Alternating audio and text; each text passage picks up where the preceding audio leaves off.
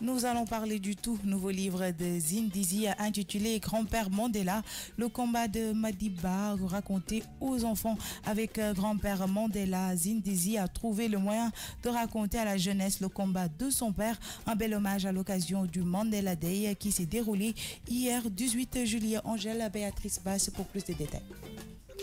Cette année, pour fêter le centenaire de la naissance du premier président noir sud-africain, Zindzi, une des filles qu'il a eues avec Winnie, publie Grand-père Mandela, édité en France par les éditions Rue du Monde. Avec ce livre, sorti à la fin du mois de juin aux États-Unis, en Afrique du Sud et dans plusieurs pays d'Europe, Zindzi Mandela a choisi de raconter aux enfants l'histoire de son père et de tout un pays. Le format est original, puisque tout au long de l'ouvrage, celle qui est aujourd'hui ambassadrice de l'Afrique du Sud au Danemark répond aux questions de ses deux petites filles, Zazie, 8 ans, et Ziweline, 6 ans. Point de départ du livre, une photo que trouvent les deux enfants. Celle d'un visage que le monde entier connaît. Dès lors, Zindzi raconte l'histoire personnelle d'un homme, son père qui a changé tout un pays. Ou quand l'histoire familiale intime se lie à l'histoire avec un grand H. Le racisme, la privation de liberté, la tolérance, mais aussi quelques éléments biographiques relatifs à la vie de Madiba sont expliqués avec des mots simples. Le style est direct, mais adapté aux plus jeunes.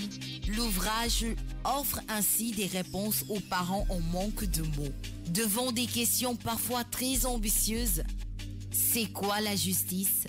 Ou lorsqu'il faut expliquer des termes compliqués à saisir pour des enfants, tels que l'apartheid, ce mot bizarre. Le livre révèle également des anecdotes plus personnelles.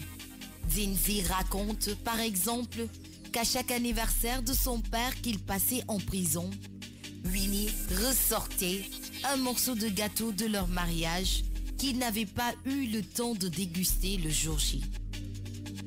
Elle allumait alors une bougie et disait une prière.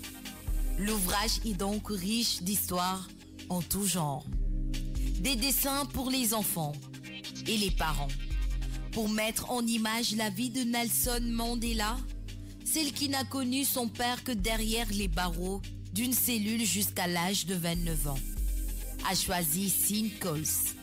Afro-américain du New Jersey, le dessinateur a travaillé au Brooklyn Museum et expose aujourd'hui ses œuvres dans des galeries new-yorkaises.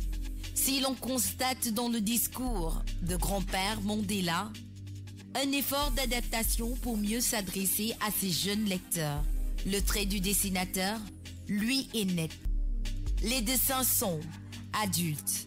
On imagine aisément les images de Sean Coles illustrées, une BD pour les grands.